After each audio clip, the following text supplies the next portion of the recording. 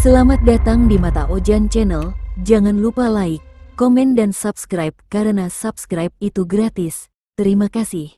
Kita masuk ke cerita. Malam itu hujan rintik-rintik turun, menetes pelan di atas genting rumah Raka. Angin malam berhembus masuk melalui celah jendela, membawa hawa dingin yang menusuk tulang. Raka, pria berusia 25 tahun, baru saja memejamkan mata setelah seharian lelah bekerja. Kamar gelap, hanya diterangi cahaya samar lampu jalan yang menembus tirai tipis. Namun, dalam keheningan itu, tiba-tiba ia mendengar suara lirih, sangat dekat, seolah ada seseorang tepat di samping telinganya. "Raka, cucuku, ini nenek." Raka sontak terbangun. Jantungnya berdegup kencang, napasnya tercekat. Ia menoleh ke kiri dan kanan, tak ada siapa-siapa. Hanya kegelapan yang menatap balik padanya. Tapi suara itu tidak hilang. Justru semakin jelas, seakan menyelinap langsung ke dalam kepalanya. "Jangan takut, nenek selalu ada untukmu, nenek merindukanmu, Raka." Suara itu membuat bulu kuduknya berdiri. Ingatannya melayang ke sosok nenek yang sangat ia cintai, namun sudah lama meninggal 10 tahun lalu. Dan kini, suara itu terdengar begitu nyata, begitu mirip, sampai-sampai ia hampir percaya. Dengan panik, Raka menutup telinganya dengan bantal, berharap semua itu hanya ilusi akibat kelelahan. Namun bisikan itu tidak berhenti. Suara itu bahkan terdengar semakin dekat, semakin lembut, seperti ada bibir keriput yang bergetar tepat di telinganya. Malam yang seharusnya tenang, berubah menjadi awal dari gangguan yang tidak bisa ia pahami. Sejak malam itu, Raka tidak bisa tidur dengan tenang. Setiap kali ia memejamkan mata, bisikan itu selalu kembali. Suaranya begitu akrab, penuh kasih sayang, persis seperti neneknya semasa hidup dulu. "Raka, cucuku, kau sendirian, ya? Jangan khawatir, nenek ada di sini." Awalnya ia mencoba mengabaikan, menganggap semua itu hanya bunga tidur. Namun semakin hari, bisikan itu tidak lagi hanya muncul saat malam. Di siang bolong, saat ia sedang bekerja di depan laptop, tiba-tiba suara itu menyusup ke telinganya. "Kenapa kau tidak menoleh, cucuku? Nenek duduk di sampingmu." Raka terdiam. Ruangan tempatnya bekerja kosong. Ia hanya seorang diri, tapi tubuhnya merinding dari kepala hingga kaki. Ia merasa seperti benar-benar sedang diperhatikan. Malam berikutnya, suara itu datang lagi, kali ini lebih jelas, seakan-akan neneknya sedang duduk di tepi ranjang. "Apa kau tidak rindu, Raka? Nenek selalu ingin dekat denganmu. Jangan tinggalkan nenek sendirian di sana." Raka menelan ludah. Ia memang sangat merindukan neneknya. Saat kecil, hanya neneklah yang sering menemaninya bermain, mendongeng sebelum tidur, dan menenangkan ketika ia sakit. Kerinduan itu membuat hatinya rapuh, dan perlahan ia mulai membuka diri pada bisikan tersebut. "Jika kau ingin nenek selalu ada di sisimu, ada syarat kecil yang harus kau lakukan," bisik suara itu, lirih namun menusuk. Raka membeku, tubuhnya kaku. Matanya terbuka lebar menatap langit-langit kamar yang gelap. Suara itu lalu melanjutkan dengan nada yang lebih dalam dan lebih menyeramkan. "Pada malam Kliwon, makanlah ayam cemani. Dengan begitu, kita tak akan pernah terpisah lagi." Suasana kamar mendadak lebih dingin. Jantung Raka berdegup kencang, antara takut dan bingung. Ia tahu itu tidak wajar, tapi ada bagian dalam dirinya yang ingin menuruti perintah tersebut. Malam itu, Raka tidak tidur. Ia hanya terduduk di ranjang, menatap kosong, sementara bisikan yang mengaku neneknya terus mengulang kata-kata itu. Hari-hari setelah bisikan itu terasa seperti mimpi buruk bagi Raka. Ia tidak bisa fokus bekerja, tidak bisa bercakap dengan tenang, bahkan selera makannya hilang. Hanya satu hal yang terus berputar di kepalanya, ayam cemani. Suara itu tidak pernah berhenti mengingatkan. "Cari ayam cemani, cucuku, warnanya hitam pekat, hanya itu yang bisa mendekatkan kita kembali." Awalnya Raka mengabaikan, mencoba menepis keinginan gila itu. Namun semakin ia melawan, semakin keras suara itu bergema dalam kepalanya, seperti ada orang tua yang berteriak tepat di telinganya. Suatu sore, dengan wajah pucat dan mata kosong, Raka pergi ke pasar. Ia bertanya ke beberapa pedagang, namun tak ada yang menjual ayam cemani. Hingga seorang lelaki tua, berwajah aneh dengan senyum miring, mendekatinya. "Kau mencari ayam hitam itu, nak?" tanyanya dengan suara parau. Raka mengangguk lemah. "Iya, ayam cemani." Lelaki itu hanya tersenyum samar, lalu memberi alamat di pinggiran desa. "Pergilah ke sana, malam ini juga. Dia akan memberimu apa yang kau butuhkan."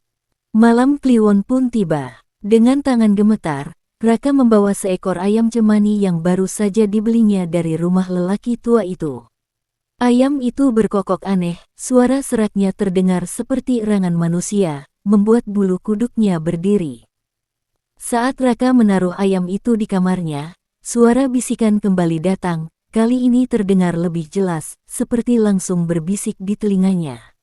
"Bagus sekali, cucuku, sekarang potonglah lehernya, makanlah dagingnya mentah-mentah, agar nenek bisa benar-benar kembali padamu."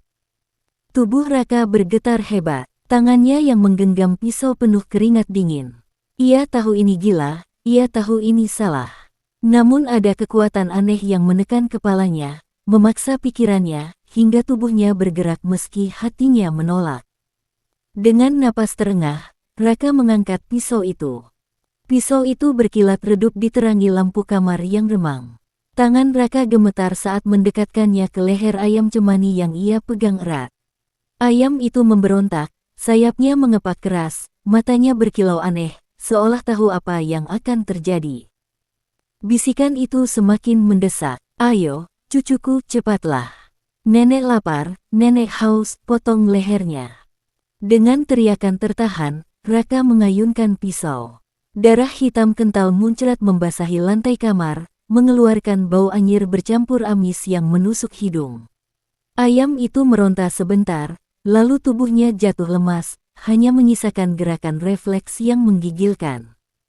Napas Raka tersengal, dadanya naik turun cepat. Namun sebelum sempat berpikir jernih, bisikan itu kembali bergaung, lebih keras dari sebelumnya. "Sekarang, makan dagingnya, mentah, hangat, darahnya segar untukmu, cucuku." Wajah Raka memucat, perutnya mual, tapi entah mengapa tangannya bergerak sendiri, merobek daging ayam itu. Tangannya berlumuran darah, jari-jarinya gemetar. Lidahnya menempel pada potongan daging mentah, masih hangat, bercampur darah hitam. Ia ingin muntah, tapi saat daging itu masuk ke mulutnya, sesuatu yang aneh terjadi. Ada rasa getir bercampur pahit, tapi tubuhnya justru merasakan kenikmatan aneh, seolah ada kekuatan yang masuk bersama setiap gigitan. Matanya melotot, nafasnya berat, ia terus merobek dan memakan, darah mengalir di sudut bibirnya. Dari sudut kamar, samar-samar ia melihat sosok perempuan renta berambut panjang duduk di kursi goyang yang sudah lama kosong, menatapnya dengan senyum menyeramkan. "Bagus, cucuku, bagus, sebentar lagi kita akan benar-benar bersama." Lampu kamar berkedip-kedip, suara ayam terakhir terdengar seperti jeritan manusia yang disayat. Malam itu, Raka bukan hanya memakan ayam cemani. Ia juga menelan bagian dari dirinya sendiri yang tak akan pernah kembali. Sejak malam itu, sesuatu dalam diri Raka berubah. Tubuhnya memang tampak lebih lemah, wajahnya pucat, matanya cekung, tapi ada kilatan aneh di bola matanya, seperti sinar gelap yang bersembunyi. Bisikan yang mengaku neneknya kini datang hampir setiap saat, tidak lagi hanya pada malam hari.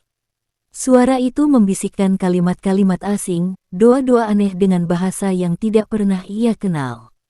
Lidahnya terasa kaku saat mencoba mengulanginya, namun semakin ia melafalkan, semakin lidahnya lancar. "Bagus, cucuku, terus ulangi, doa ini akan membuat nenek semakin dekat denganmu." Suatu malam, saat ia duduk bersila di lantai kamar yang masih bernoda darah ayam, suara itu membimbingnya mengucapkan rangkaian kata panjang. Saat ia selesai, mendadak angin dingin berhembus dari jendela yang tertutup rapat. Tirai berkibar, dan lampu kamar padam sendiri. Dalam kegelapan, Raka mendengar suara langkah pelan di sekelilingnya. Tok, tok, tok, seperti kaki renta menyeret lantai. Jantungnya berdegup kencang, tapi anehnya, ia tidak lari. Hatinya merasa tenang, seolah benar-benar sedang ditemani. Lalu suara itu berbisik lagi, kali ini lebih dalam, lebih menuntut. Kalau kau ingin nenek tetap tinggal di sisimu, jangan berhenti. Lanjutkan doa ini setiap malam. Dan kelak, kau harus melakukan lebih banyak demi nenek tercinta. Raka hanya menunduk, wajahnya setengah tersenyum dalam kegelapan. Seolah ia sudah kehilangan kendali atas dirinya sendiri. Di luar kamar, ibunya sempat terbangun. Ia mendengar suara anaknya bergumam dalam bahasa yang asing, disertai tawa lirih seorang perempuan tua. Hari-hari berlalu, perubahan pada Raka semakin jelas. Wajahnya makin pucat, tubuhnya kurus, namun seringkali ia terlihat tersenyum sendiri seolah sedang berbicara dengan seseorang yang tidak tampak. Ibunya, Bu Sulastri, mulai gelisah. Ia sering melihat anaknya duduk lama di kamar dengan pintu terkunci. Kadang terdengar gumaman lirih dari dalam, diselingi tawa tipis yang sama sekali bukan suara Raka. Suatu pagi, Bu Sulastri memberanikan diri mengetuk pintu kamar. "Raka, kamu baik-baik saja, nak? Wajahmu pucat sekali akhir-akhir ini." Pintu terbuka perlahan. Raka muncul dengan mata merah, seakan tak tidur semalaman. Namun bibirnya tersenyum lemah. "Aku baik, Bu, nenek selalu menemaniku, jadi aku tidak pernah merasa sendiri." Bu Sulastri terdiam, wajahnya menegang. Nenek Raka sudah meninggal lebih dari 10 tahun lalu. Dengan suara bergetar, ia mencoba menenangkan anaknya. "Itu hanya mimpi, nak. Jangan terlalu dipikirkan." Namun tatapan Raka kosong. Ia menunduk, lalu berbisik pelan, "Nenek bukan mimpi, Bu, beliau benar-benar ada di sini." Malam harinya, ketika Bu Sulastri lewat di depan kamar anaknya, ia mendengar suara jelas, seorang wanita tua sedang berbicara dengan nada lirih, penuh kasih sayang. Tapi hanya ada Raka di dalam kamar. Bulu kuduknya berdiri. Ia menempelkan telinga ke pintu, dan hampir menjerit ketika mendengar dua suara berbeda, suara Raka, dan suara seorang wanita tua yang bercampur dengan tawa serak yang menyeramkan. Malam itu, hujan turun deras. Raka duduk bersila di kamarnya dengan mata terpejam, mulutnya bergumam doa-doa aneh yang sudah diajarkan suara itu. Bau amis darah masih tertinggal di lantai, jejak dari ayam cemani yang sudah ia habiskan beberapa malam lalu. Bisikan itu datang lagi, kali ini terdengar lebih berat, lebih memaksa. "Cucuku, kalau kau ingin nenek selalu dekat, ada hal lain yang harus kau lakukan. Pergilah ke makam nenek, ambil segenggam tanahnya, simpan di bawah bantalmu. Dengan begitu, nenek bisa benar-benar menemanimu setiap malam." Tubuh Raka merinding, tapi matanya berbinar. Ia rindu neneknya, dan rasa rindu itu kini bercampur dengan dorongan aneh yang tak bisa ia lawan. Tanpa pikir panjang, ia mengenakan jaket, mengambil senter, lalu diam-diam keluar rumah. Kuburan itu terletak di belakang desa, jauh dari keramaian. Hujan gerimis membuat tanah becek, langkah Raka berat, tapi suaranya terus membimbing. "Sedikit lagi, cucuku, nenek sudah menunggumu." Sampai di depan pusara neneknya, Raka menyalakan senter. Cahaya kuning pucat menyorot batu nisan yang penuh lumut. Tangannya gemetar saat mulai menggali tanah dengan sendok kecil yang ia bawa. Tanah basah menempel di jarinya. Saat segenggam tanah berhasil ia ambil, mendadak ia mendengar suara erangan pelan dari dalam liang kubur, seperti suara orang tua yang kesakitan. "Nenek," bisiknya dengan suara bergetar. Tak ada jawaban, hanya tanah yang terus bergetar tipis di bawah genggamannya. Ia buru-buru memasukkan tanah itu ke dalam kantong plastik, lalu pulang dengan napas tersengal. Malam itu, tanah kuburan itu ia taruh di bawah bantal, seperti yang diminta suara itu. Saat ia terlelap, ia bermimpi duduk di ruang tamu rumahnya. Dan di kursi goyang tua yang sudah lama kosong, neneknya duduk, dengan wajah penuh luka busuk, senyum lebar, dan mata kosong menatapnya. Bagus sekali, cucuku, sekarang kita bisa lebih dekat. Sejak tanah kubur itu diletakkan di bawah bantal, kamar Raka berubah. Bau busuk yang menusuk hidung mulai menyelimuti ruangan, seperti bau bangkai yang lama terendam air. Raka tidak terganggu, ia justru merasa tenang, seolah bau itu menjadi tanda kehadiran neneknya. Namun bagi Bu Sulastri, bau itu tidak wajar. Suatu sore, ia mencoba membereskan kamar anaknya. Begitu pintu dibuka, gelombang bau busuk langsung menyerang. Ia hampir muntah, tapi matanya tertuju pada bantal Raka yang menonjol aneh. Tangannya bergetar ketika ia mengangkat bantal itu. Kantong plastik kecil tergeletak di bawahnya. Dengan hati-hati ia membukanya, dan langsung menjerit pelan. Isinya tanah basah bercampur belatung putih yang bergerak-gerak. Ya Allah, bisiknya, wajah pucat pasi. Ia buru-buru menutup kantong itu lagi. Saat itu juga, Raka masuk ke kamar. Matanya merah, wajahnya marah. Bu, jangan sentuh itu, teriaknya dengan suara yang terdengar berat, seperti bukan suaranya sendiri. Bu Sulastri tertegun. Ada sesuatu yang berbeda di wajah anaknya, senyum tipis yang tidak pernah ia lihat sebelumnya, senyum yang dingin dan menakutkan. Itu milik nenek, jangan ganggu, Bu. Kalau ibu berani buang, nenek akan marah. Suasana kamar semakin mencekam. Lampu berkedip-kedip, dan di telinga Bu Sulastri, samar-samar terdengar suara perempuan tua tertawa kecil dari sudut ruangan. Sejak malam itu, kebiasaan Raka makin mengerikan. Hampir setiap malam, Bu Sulastri mendengar anaknya berbicara sendiri di dalam kamar.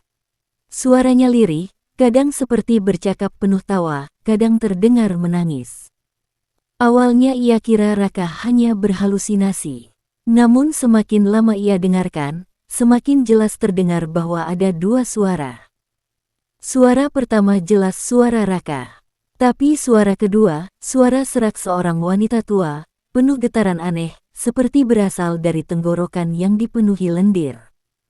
Suatu malam, Bu Sulastri nekat mengintip melalui celah pintu kamar yang sedikit terbuka. Jantungnya hampir berhenti ketika melihat pemandangan di dalam. Raka duduk di lantai, tubuhnya membelakangi pintu. Di hadapannya ada kursi goyang tua yang selama ini kosong. Dan di kursi itu, samar-samar terlihat sosok perempuan renta berambut panjang, kulit pucat kehijauan, dengan wajah penuh luka busuk. Raka tertawa kecil sambil berkata, "Nenek lucu sekali, aku senang kita bisa ngobrol lagi." Sosok itu pun menjawab dengan suara parau, "Cucuku, jangan pernah tinggalkan nenek, ya." Bu Sulastri menutup mulutnya erat-erat agar tidak berteriak. Air matanya menetes deras. Ia berlari ke kamarnya sendiri, tubuhnya gemetar hebat, menyadari bahwa yang selama ini menemani anaknya bukanlah roh neneknya yang sudah meninggal, tapi sesuatu yang jauh lebih menyeramkan. Malam itu, suara bisikan datang lebih keras dari biasanya. Raka duduk bersila di lantai, wajahnya pucat namun matanya berbinar liar. "Cucuku, nenek lapar lagi. Korbankan seekor ayam cemani, kali ini jangan hanya makan dagingnya, darahnya juga harus kau minum." Tubuh Raka bergetar, tapi bukan karena takut, melainkan karena dorongan aneh yang membuatnya merasa harus menuruti. Ia kembali mencari ayam cemani di pasar gelap, dan entah bagaimana, pedagang yang sama selalu muncul untuk memberinya dengan harga murah, seolah memang sudah menunggu. Malam kliwon berikutnya, Raka membawa ayam itu ke kamarnya. Begitu pisau digorokkan, darah hitam kental memancar deras ke mangkuk yang sudah ia siapkan. Bau amis menusuk hidung, bercampur dengan aroma aneh yang membuat perut mual. Namun Raka mengangkat mangkuk itu dengan kedua tangan, lalu meneguk perlahan. Darah hangat itu melewati tenggorokannya, membuat lidahnya bergetar. Ia ingin muntah, tapi bersamaan dengan itu muncul rasa nikmat aneh yang membuat tubuhnya gemetar. "Bagus sekali, cucuku," suara itu berbisik manis. "Setiap tetes darah yang kau minum, membuat nenek semakin kuat dan kita semakin dekat." Dari sudut kamar, kursi goyang tua berderit sendiri. Sosok nenek itu muncul lagi, lebih jelas, lebih padat. Wajahnya penuh belatung yang bergerak pelan, tapi matanya kini menyala merah. Ia tersenyum puas melihat cucunya meneguk darah hewan kurban itu.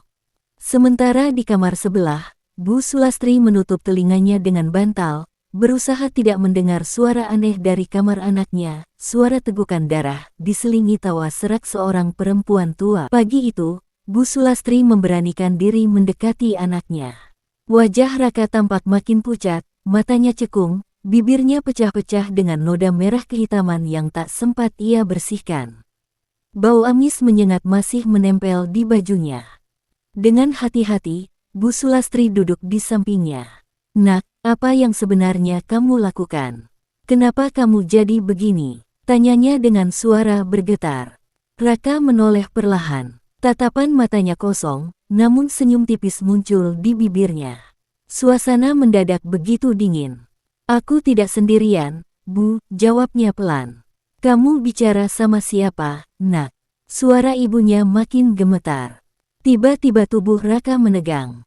Ia menunduk, lalu mendongak dengan ekspresi yang asing. Dari mulutnya keluar suara serak yang bukan miliknya, suara seorang wanita tua. "Jangan ganggu kami, Lastri, cucumu sudah jadi milikku sekarang." Bu Sulastri terbelalak, tubuhnya kaku, bulu kuduknya berdiri. Ia tahu betul suara itu, mirip suara mendiang ibunya, tapi dengan nada lebih dalam, lebih menakutkan. Air mata menetes di pipinya. Ia mundur perlahan, sambil beristighfar lirih.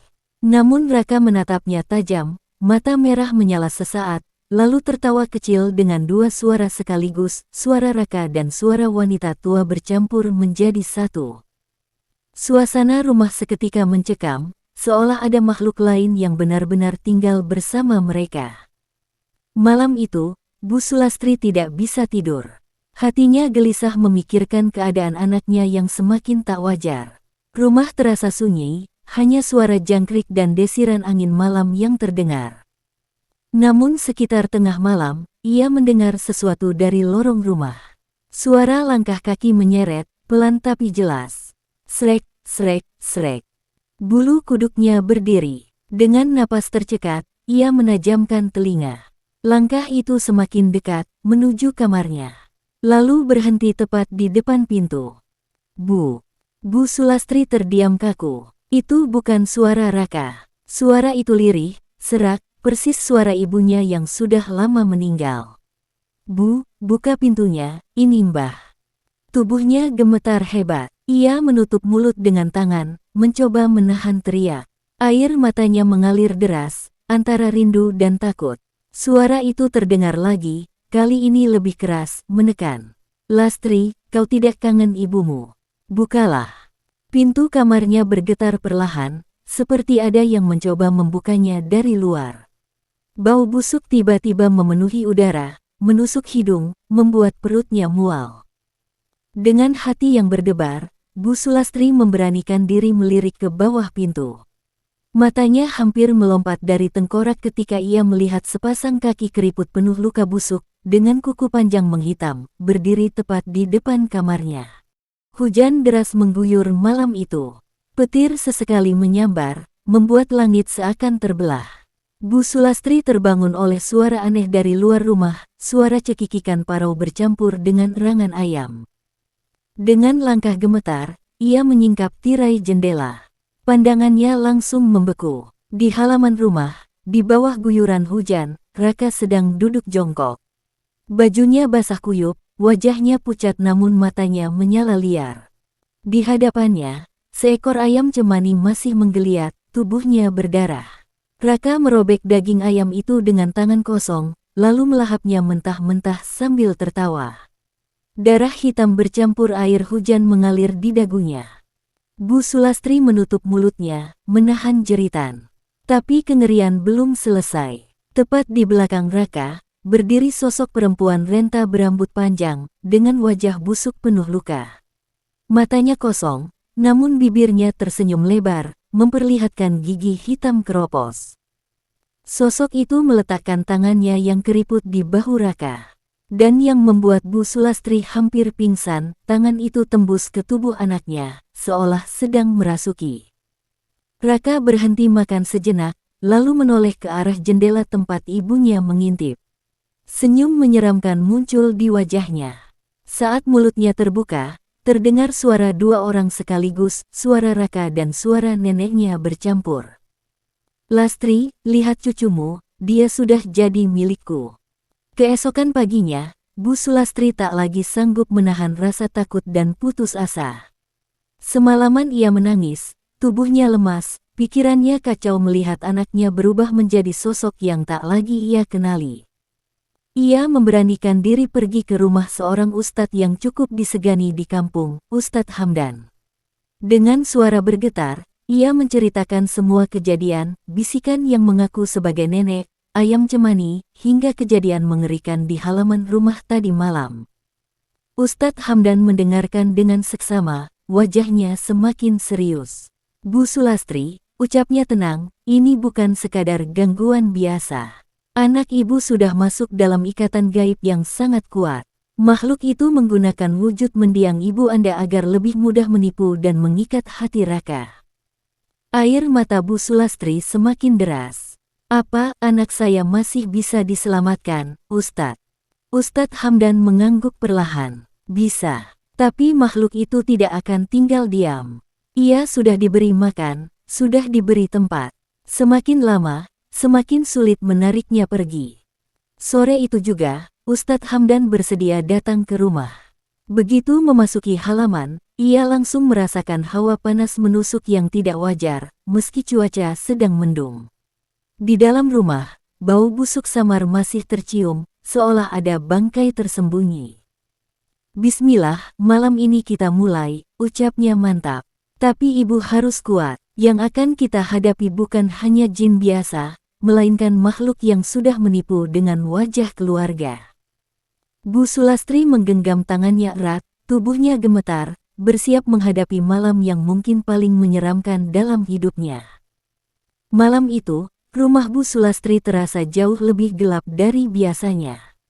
Lampu-lampu meredup, seolah enggan menerangi. Ustadz Hamdan duduk bersila di ruang tengah, sementara Bu Sulastri duduk tak jauh darinya, menggenggam tasbih dengan tangan gemetar. Raka berada di kamar, pintunya setengah terbuka. Dari celah itu, terlihat ia duduk menunduk dengan tubuh bergetar, seperti menahan sesuatu yang ingin keluar dari dalam dirinya. Ustadz Hamdan membuka mushaf kecil, lalu mulai melantunkan ayat-ayat suci. Suaranya tenang, namun menggema di seluruh rumah, membuat udara yang pengap terasa sedikit lebih ringan. Namun belum sampai satu halaman, tiba-tiba terdengar suara jeritan panjang dari kamar Raka. Pintu terbanting keras hingga menutup rapat. "Cukup, hentikan bacaan itu." Suara parau bercampur suara Raka terdengar bersamaan, menimbulkan gema yang membuat bulu kuduk berdiri. Dinding kamar bergetar, jendela bergerak, lampu ruang tengah berkedip-kedip seolah akan padam. Dari sela pintu, muncul bau busuk yang semakin menyengat, mirip bau bangkai yang membusuk berhari-hari. Ustadz Hamdan tidak berhenti. Ia justru meninggikan suaranya, membaca ayat dengan lebih lantang. Suara jeritan dari kamar makin keras, bercampur tawa cekikikan seorang perempuan tua. Tiba-tiba, pintu kamar terbuka dengan sendirinya. Raka berdiri di ambang pintu, tapi wajahnya sudah bukan lagi wajah seorang anak manusia. Kulitnya pucat kehijauan, matanya hitam penuh, dan dari mulutnya menetes darah segar.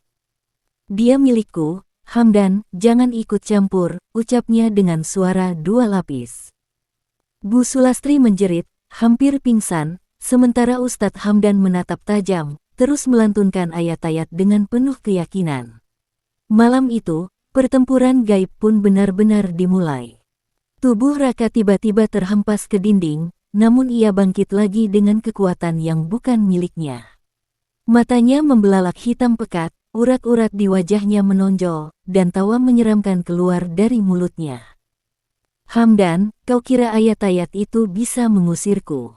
Aku sudah makan darah, aku sudah diberi tempat, aku adalah keluarga mereka sekarang." Suara itu jelas bukan suara Raka. Ustadz Hamdan semakin lantang membaca ayat-ayat ruqyah, tangannya menengadah, sementara udara di ruang tengah semakin panas dan berat. Tiba-tiba, punggung Raka melengkung tak wajar, lalu ia merangkak cepat ke lantai dengan gerakan mirip binatang. Dari mulutnya keluar suara tawa cekikikan seorang nenek tua, membuat Bu Sulastri berteriak histeris dan jatuh terduduk. Perlahan, di belakang tubuh Raka, muncul bayangan hitam pekat yang makin lama makin jelas, sosok nenek renta berambut panjang, wajahnya rusak penuh belatung, matanya merah menyala. Sosok itu semakin padat hingga akhirnya berdiri di samping Raka, menatap tajam ke arah Ustadz. "Ini cucuku, kau tidak akan bisa memisahkan kami," teriaknya. Ustadz Hamdan menatap lurus, lalu mengangkat tangannya. "Engkau bukan neneknya. Engkau hanya jin terkutuk yang menyamar. Atas nama Allah, keluarlah." Begitu bacaan itu menggelegar, tubuh Raka kejang hebat. Sosok bayangan nenek itu menjerit keras, suaranya memecah telinga, hingga kaca jendela bergetar. Malam itu rumah kecil itu seolah menjadi arena peperangan antara cahaya dan kegelapan. Jeritan itu berhenti mendadak, suasana rumah hening beberapa detik, hanya suara hujan deras di luar yang terdengar. Raka tergeletak kejang, sementara sosok hitam nenek itu menyeringai, lalu menoleh ke arah Bu Sulastri. Tiba-tiba, wujud busuk penuh belatung itu berubah perlahan. Kulit yang rusak menjadi mulus, rambut putih disanggul rapi, wajah teduh yang sangat dikenali Bu Sulastri. Itu benar-benar wajah almarhum ibunya. "Lastri, anakku, jangan biarkan mereka menyakitiku. Aku ibumu, aku kembali hanya untuk menemanimu, dan cucuku." Bu Sulastri tercekat, air matanya jatuh deras, hatinya bergejolak hebat antara rindu dan takut. Suara itu persis, intonasinya sama, bahkan aroma minyak kayu putih khas ibunya tercium samar. "Bu, apakah benar itu ibu?" tanyanya dengan suara bergetar. Ustadz Hamdan langsung menoleh tajam. "Jangan terperdaya, Bu Sulastri. Itu hanya tipuan. Ibu Anda sudah tenang di alamnya. Yang ini hanyalah setan yang ingin melemahkan hati Anda." Namun sosok itu melangkah mendekat, matanya tampak berkaca-kaca. "Lastri, jangan dengarkan dia. Kau tahu betapa aku menyayangimu. Kau tahu betapa aku merindukan cucuku. Aku hanya ingin dekat dengan keluarga." Bu Sulastri menutup wajahnya dengan kedua tangan, jiwanya hampir runtuh. Ia benar-benar ingin percaya, ingin berlari memeluk wujud itu. Tapi di sudut matanya, ia melihat jelas, sesekali wajah itu kembali retak, belatung merayap, lalu mulus lagi. Ilusi itu semakin kuat, mencoba merenggut hatinya. Ustadz Hamdan segera mengangkat suara, melantunkan doa-doa perlindungan dengan nada tegas. Getaran ayat itu seperti memukul udara, membuat ilusi wajah sang nenek bergoyang-goyang. Sosok itu mendesis, matanya yang tadinya lembut berubah kembali menjadi merah menyala. Dari mulutnya keluar suara menggelegar. "Berhenti, aku adalah darah dari darah mereka. Aku berhak tinggal di tubuh cucuku." Raka menjerit panjang, tubuhnya menekuk aneh, lalu bangkit berdiri. Wajahnya basah oleh darah ayam yang masih menempel, tapi ia tersenyum lebar, memperlihatkan gigi hitam panjang yang bukan miliknya. Ustadz Hamdan tidak goyah. Ia mendekat selangkah, terus melantunkan ayat, hingga tiba-tiba tubuh Raka terdorong ke belakang, terbanting ke lantai.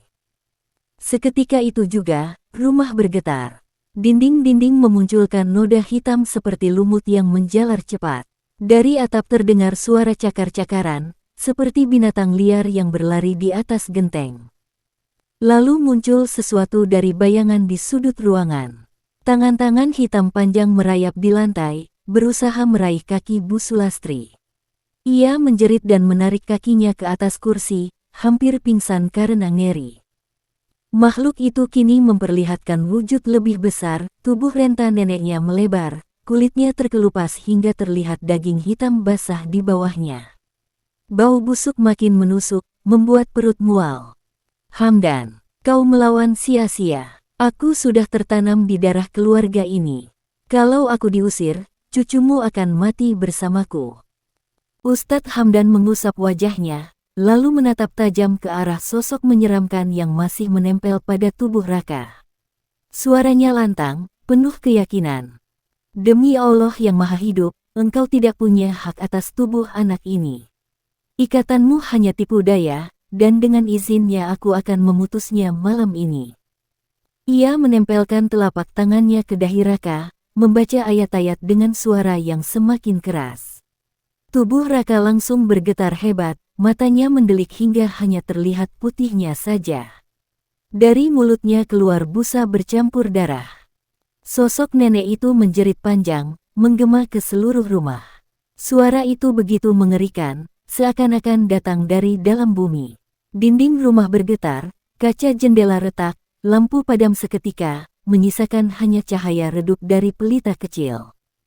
Bu Sulastri berdoa keras sambil menangis. Ia melihat dengan jelas bayangan hitam yang selama ini menempel di tubuh anaknya mulai terkelupas, seperti akar-akar hitam yang tercerabut paksa dari dalam darah dan tulang Raka. Namun makhluk itu melawan. Dengan suara parau ia berteriak, "Kalau aku pergi, cucumu mati. Aku sudah jadi darahnya. Aku sudah jadi napasnya. Kau mau lihat dia sekarat?" Tubuh Raka tiba-tiba berhenti bergerak, lalu terkulai lemas. Wajahnya pucat pasi, napasnya hampir tak terdengar. Bu Sulastri menjerit panik, "Ustadz, jangan biarkan anak saya mati. Tolong dia." Ustadz Hamdan menutup mata sejenak, keringat dingin membasahi wajahnya. Ia tahu, saat itu taruhannya bukan hanya melawan jin, tapi juga mempertaruhkan nyawa seorang anak manusia. Ustadz Hamdan menghela napas panjang, lalu menatap Bu Sulastri dengan tegas. "Bu, jangan takut. Hidup dan mati Raka ada di tangan Allah, bukan di tangan makhluk hina ini." Ia kembali menempelkan tangannya ke dahi Raka, lalu membaca ayat-ayat dengan suara lantang, memenuhi setiap sudut rumah. Getaran gaib semakin kuat, hingga lantai berderak, dan udara terasa begitu berat menekan dada.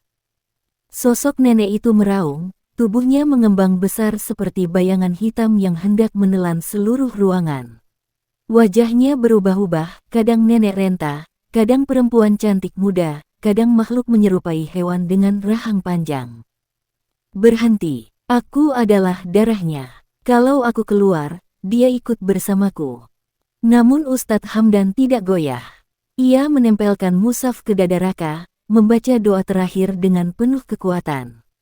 Tiba-tiba, tubuh Raka melengkung ke belakang, mulutnya terbuka lebar tak wajar, dan asap hitam pekat keluar deras dari mulutnya, berputar-putar di udara sebelum menghilang dengan jeritan panjang yang menusuk telinga. Sunyi. Raka terkulai lemas, napasnya tersendat, lalu perlahan kembali normal. Wajahnya kembali seperti semula, pucat namun damai. Ia pingsan, tapi masih hidup. Bu Sulastri langsung memeluk anaknya sambil menangis histeris. "Ya Allah, terima kasih, anakku masih hidup." Ustadz Hamdan duduk lelah, wajahnya basah keringat. "Alhamdulillah, ikatan itu sudah terputus.